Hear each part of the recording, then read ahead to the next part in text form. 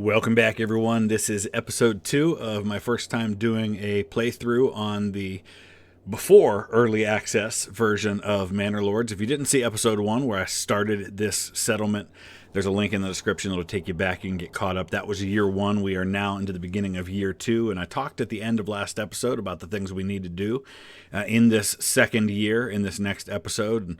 And one of them is, of course, continue to grow by adding new people. We want to stay constantly on top of the immigration, which happens at a consistent rate depending on what your approval rating is. And at the current approval rating, we're going to be getting 1 new family per month, which basically equates to 1 new worker a month.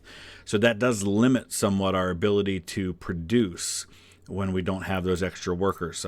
But we want to stay on top of the food supply. Right now we've got food for 13 months, but as new people arrive, that's going to go down if we don't consistently improve our food supply. We also have to be replenishing the trees, and those take several years for us to get them to where they can grow. So we have to be on that early. So food is a concern right now, building a church so we can get level 2 burgage plots, and starting to farm. So we do have some fertile farmland. I'm actually going to start getting some farmland going here now so that we can have a harvest in year 2.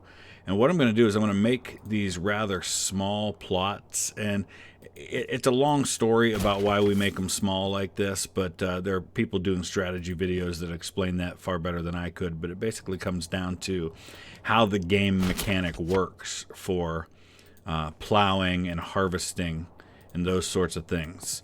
Plus, of course, you have to worry about things like crop rotation. So we're not going to do a ton the first year because we just don't have the manpower to be able to do a lot, and we don't have the animals to be able to plow effectively and things like that. And we also have to build a farmhouse in order to be able to do this. So I'm going to get the farmhouse right here along the road. We're going to kind of prioritize building that. We've only got 1 free worker, so that means we're going to have trouble with farming. But what I may do is I may actually pull some of my workers from collecting berries and hunting and put them on the farming. Farmhouse is completed. We actually got that done pretty quickly, so that was nice. Again, we don't really have available families. We're going to get 1 here fairly soon, but berry deposit just went full. So I think right now, let's see, we've got 26 timber, so I may rob Peter to pay Paul, so to speak, here right now. We're going to remove not our logging camp. Is that what we want? Yeah, that is what we want, because a woodcutter is who produces firewood. So the logging camp, we're going to go ahead and remove our worker from logging camp for now and put them also on the farmhouse. And then when we get a new worker, when the new family moves in, we'll probably need to put them on building more plots, because right now we've got 10 families and 13 in living space. So we always want to stay a couple of steps ahead where that's concerned, so that we've always got room for new families to move in. So now we're going to see that the plowing has started, and our 2 families are going to be working on that. I've set these 2 fields for wheat, which is really the best thing we can do right now at 42% fertility. This one I'm going to leave fallow for the time being because I just don't have the workers to work that much anyway.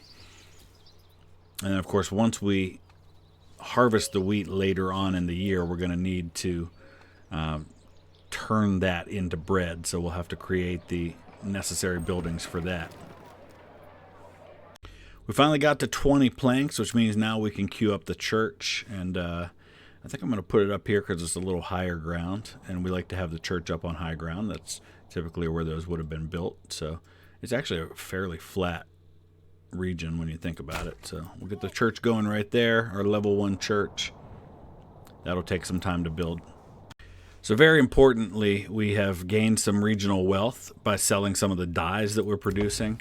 That's huge because that's going to allow us to go ahead and do some additions to some of these other plots, which we really need right now, to gain a little bit of extra food. Not a lot, because I don't want to put those on every plot, because some of these I want to save for level 2 when we get the level 2 upgrades going for things like making armor and making weapons and things of that nature. Our church is nearly complete. Once we get that, we'll assign one of our 2 currently unassigned workers to work the church. That should bring up our approval rating as well. Hopefully we can start seeing that approval rating get to the point where we can add 2 new families per month. That'll greatly increase our ability to get things done. Just finishing up the fence now. We definitely need a forester. We need to not have to bounce workers around from one place to another, which we're doing right now. We're going to be up to space for 15 families. We have 12 at the moment. So we're building space for a couple more. And I'm actually going to continue to get some more of those plots built and ready. That'll be a little bigger one there. So I'm building a new hitching post, also relocating the other one. We need to get some more animals. I think everything's kind of slowed down right now by the lack of having enough oxen. So now that we've got a little bit of that regional wealth, that allows us to purchase more. We can only purchase one a month, so it's going to take some time. Not enough stable space. Yeah, I know that. Did I forget to upgrade? Oh, I forgot to upgrade the stable. Yeah, I ordered another ox, but there's nowhere to put it because we have to upgrade it in order to be able to place the second one there. So let's go ahead and get that upgraded quickly before we lose our animal. There we go. Much better. And then once the other one's completed, we'll be able to order another one once a month has gone by. So we're going under gathering now. We're going to go ahead and get a forester going. And then you can either let workers like foresters and logging huts and things like that, you can let them just kind of work wherever they want, or you can specify a region where you want them to work. And I'll show you how that works here in a minute. I'm just going to go place him here for now. So let's go to the logging camp. And if we go to advanced, you can see right now they're on a limited work area. And you can assign livestock permanently to them as well so that they're exclusive. So here, for our forester, our logging camp, we're going to go ahead and specify, if I hold down control, I can make this bigger or smaller, this area. So let's zoom out for a minute, and we're going to say, okay, you know what? This is your area to work right now. Of course, the problem is they very quickly go through all of that space, and you have to keep an eye on it so that they don't run out of work to do. So we've been talking about leveling up our burgage plots to level 2, and these are all of the things that need to be fulfilled in order for that to happen. Water access, having at least a wooden church, having enough fuel in the marketplace stalls, 2 different kinds of food, and then clothing. So clothing's where we're at right now, not having enough of. We do have a tanner. The problem is we're just not apparently producing enough clothing for that. Right now, so we're going to need to level that up a little bit or increase the amount that we're producing here in the tannery. I think the access to hides may be the issue right now because I actually don't have anybody in the hunting camp. So let's get somebody in the hunting camp going. And the other thing we can do to produce more hides is we can go to one of these level 1 plots that doesn't already have an add-on. And we can do goats. If we add a goat shed, that gives us a passive yield of hides. So those 2 things will help. Once we get enough hides to where we're producing the adequate clothing that is needed in the marketplace, let's go ahead and go into our food stall. There's a lot of different kinds of food right now, so that's nice. You can see eggs, berries, meat, vegetables, and a little bit of leftover bread. Clothing, though, we've got leather. There's 13, but it's showing as 0%. So we obviously do not yet have enough of that. So if you go to your marketplace, you can kind of hover over the different areas and see fuel, food variety, clothing. And you can see which families have enough and which ones don't. Doing really well with food variety, pretty good with fuel, not good with clothing. We just don't have enough for everybody right now. We can supplement that by importing it, but that's going to cost a lot until we can get that better deals, which we can't do until we get 2 level 2 plots. So it's kind of a catch-22 there. The one of the few buildings you can move without any kind of a cost to it is the woodcutter, and I'm noticing kind of a decrease in the production of our firewood right now. And I think that may be in part because the woodcutter is just using up all the wood that's around him. So I'm actually going to move him down over here to a new spot. Let's prioritize rebuilding that. And we'll get the woodcutter going down there. And maybe try to deal with some of this wood over here. We're up to 81% now, which is really good approval. So we've got to stay on top of food, firewood, number of buildings that we've got, because right now we have 15 families and we have room for 18, but we are building room for 2 more. How are we on clothing? We still don't have the clothing produced. We're only up to 14 leather now. We're going to have to somehow supplement that in some way. So I'm going to spend some of this money we've got to get a couple more goat sheds going so we can rapidly increase the number of hides we're producing that we can turn into leather. Now that we've got a little bit of extra people, we can start getting ready for this first wheat harvest. That means go ahead and go into farming, and we're going to look for a windmill. Now, windmills depend on where you place them, how efficient they are. So we want to try and find somewhere that's as efficient as possible. It looks like about 98% there. I think that's pretty good. All right, it's harvest time, and actually, we've just got another family. I'm actually going to add a 4th worker to the farmhouse now. Let's get as many people working on this harvest as we can. And then what I'll do is once the harvest is done, we'll transfer a couple of these workers to the windmill, and then we're going to need to build a communal oven where we can take that product and turn it into bread. Get our whole system going right there in this area. And I think we might want to build another granary over here.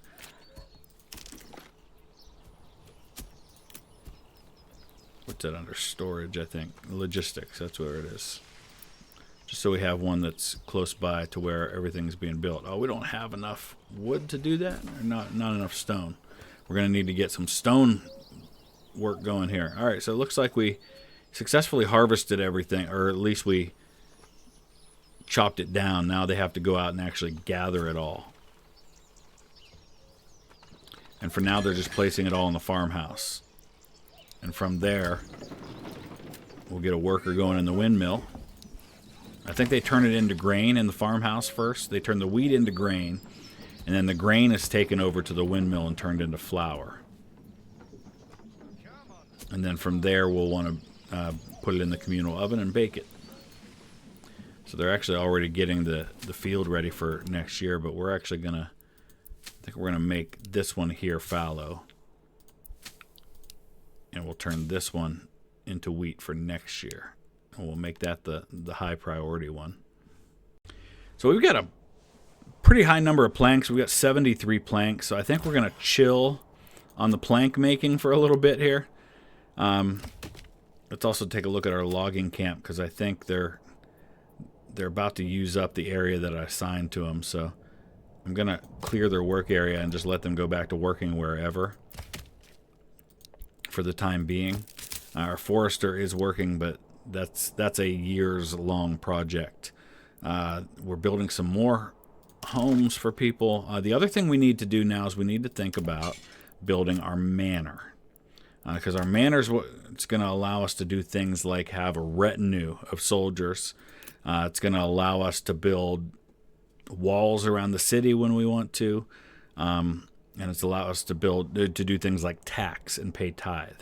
What we don't have is enough stone, though. So we're going to have to get a stone cutter camp going. And we'll put that right here. Though they'll very quickly deplete that stone deposit right there. I'm looking here at the storehouse. We've got 63 leather, but we only are making 16 of it available in the marketplace, which tells me that our issue is not that we aren't producing enough leather, it's that we're not making it available on the market. So I'm guessing what we're going to need to do is assign another family to the storehouse so we can get some additional product available so that we can get the leveling up going here. So let's see if that works out. And they made another firewood stall. That doesn't particularly help me. We are starting to add a little more leather. The fuel's getting low. That's a problem. Come on. What do we got to do here? Here we go. I added not only another worker to the storehouse, we added another one to the tannery, which is getting another clothing stall operated here.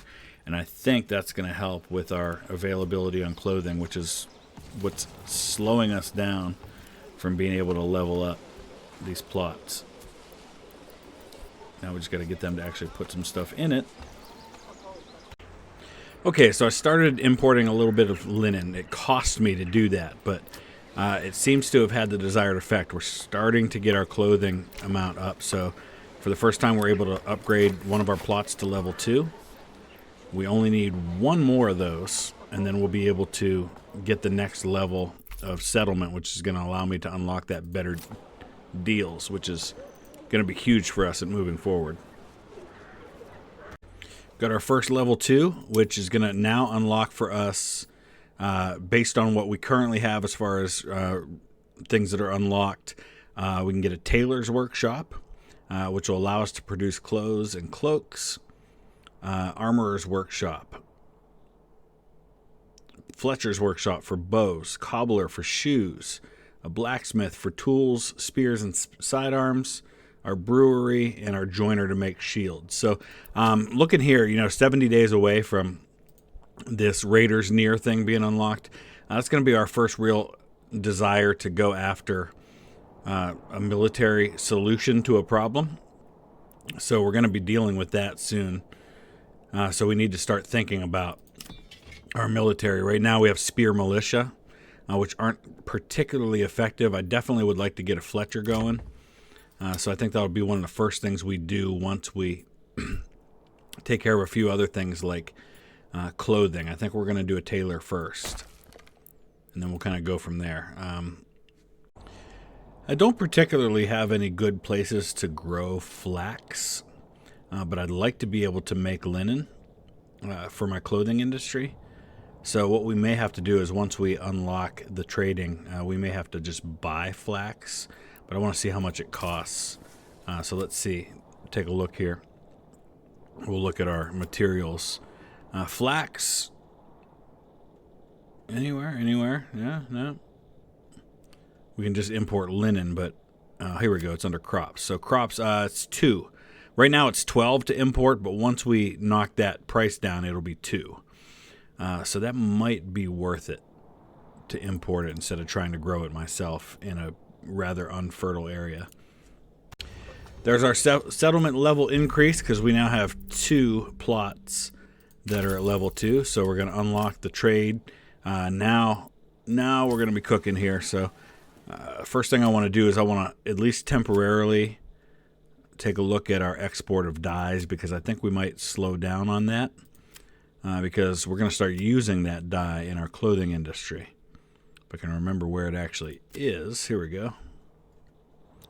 So we're going to stop exporting dyes. There's still a decent price for those.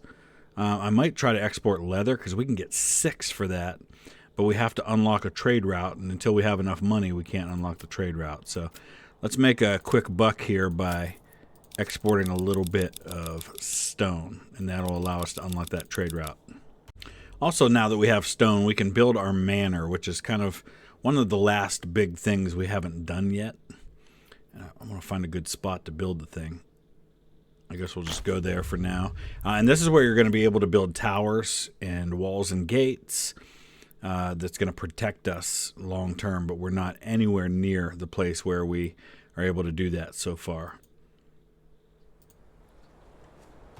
Okay, we're going to establish our leather trade route. We'll go ahead and start exporting. It's going to be a decent amount of money because we'll basically say, we'll sell everything above 50. I mean, so that's 37 times 6. It's going to be a nice little bit of income, and we're going to use that income to upgrade a bunch of these plots to start producing things for us. I also am able to upgrade some of our other plots to level 2. Let's take a look and see where we're at on this. you can see which ones have everything we need where we can successfully upgrade those. The more we have at level 2, the better off we'll be, because level 2 actually creates passive income, regional wealth. Each level 2 burgage plot gives us 1 regional wealth per month, so that'll help long term as well. We're really low on firewood right now, and it's not that we're not producing the firewood, we're just not getting it to the market fast enough. So trying to work on producing more firewood so that more of it will make its way to the market. Looking at another one of our level 2 plots now to think about what else we could be making. Shoes is a good option because we already have the resources, in this case leather, to do that. So that'll provide another shoe source for us. Because our level 2, to get from level 2 to level 3, there are other needs that they're going to have. So it starts, just like any city builder, you start to get higher levels. It starts to get more complicated because you're trying to balance many more resources, what you can produce and what you can import. And of course, the long-term goal of this game is not just to build a big city, it's to conquer all of this territory, which means building up a city that can sustain a military that I use to take these other territories, which then allows me to get even more resources, which means a bigger military, and so on and so forth. And that's a part of the game I haven't really explored yet. I've mostly only spent my time learning the game mechanics and learning the resources and those sorts of things. The conquest part, we're going to be exploring that, for me anyway, for the first time here in this playthrough. So our cobbler's shop is now completed. So let's take a look and see. These are the requirements that you need for a level 2 to get upgraded to level 3. We need a tavern producing ale, which means we have to produce that ale, or providing ale. So we have to produce that ale ourselves. We need our church up to a stone church, which means upgrading that. And then, of course, we need 2 sources of clothing, which we're working on, clothes and shoes. We should have with no worries there. So looks like we could actually be producing something that could help with our military as well in our clothing store. So let's finish this other level 2 plot real quick and see what we can upgrade him to. I think he's already got production there. So speaking of the brewery, in order to make ale, we need malt. And you make malt using barley, I think it is. So you can farm the barley. Then you need to have a building to produce that into malt. But then it's actually at the local home level is where you're going to actually turn that malt into ale. Enemy units have been spotted. So you can see here these brigands, these outlaws. There's 36 of them. I could send my militia to deal with them, but we'd be a bit outnumbered. What's probably going to happen is that you're going to see that the AI opponent that I have to take on long term, he's probably going to send people to deal with them, but if he doesn't, we will have to. And I don't really know that I'm equipped for that quite yet. So taking a look at my army, I've got 20 spear militia. What I definitely need in order to do more is that we're going to need to start getting some archers, some militia footmen, and we just don't have the equipment for that right now. So you see we need war bows to get our archers going. So I could produce those in one of my level 2 burgage plots once I have that upgraded, but I don't think I have any that are ready to go. This one here I could go to a Fletcher. Yeah, let's do that. All right, so our settlement increased again because we built enough plots. So here comes the question now, what do we do next? We could go basic armor making, which I think would be really helpful for our military. Charcoal burning makes refueling twice as efficient for the buildings that require fuel. Orchards, so we can start building apple orchards, which would be really nice. I'm feeling like maybe sheep breeding, but oxen would be helpful for plowing large fields. Gosh, I'm so torn. And this is one of the difficult decisions you have to make because these points don't come along every day. And eventually there'll be policies as well, but those aren't fully fleshed out yet in the game. Oh my goodness, I'm so torn on this one. This one here, the firewood cart, provides a passive income of firewood, which might be what I need right now. Ugh. Same with food cart. You know what? I feel like I'm going to do that because I've been really tight on fuel for a while now, and the last thing I need is to have to worry about that. So we're going to build this firewood cart. That's going to, basically, you're just going to pay for it. Same with the food cart. I want this, let me, we can do it right there. So we're going to go ahead and wrap it up right there. We're into the beginning of year 3 now. A lot going on, and if nothing else, if we can't get ourselves in a position where we're ready to fight these guys, we'll do some trading and we'll sell enough to where we can hire some mercenaries temporarily if they get really close. Because mercenaries you pay per month, and I'll show you here. The cheapest ones we can get are brigands for hire, which, and you can see the different stats that they have. 30 up front for each month of service. So we would need to have probably at least that in order to deal with them. But we'll wait and see. If they get really close to our borders, then we'll probably do that, which means I'll go into trading and make sure that we're selling some things to be able to bring that income in. But let me know your thoughts. Use the comment section below, and we'll try to come back in the next day or two with episode 3. We'll start to get into combat. We'll start to get into taxation. We'll start to get into diversifying and really complicating our economy as much as possible. Thanks for watching.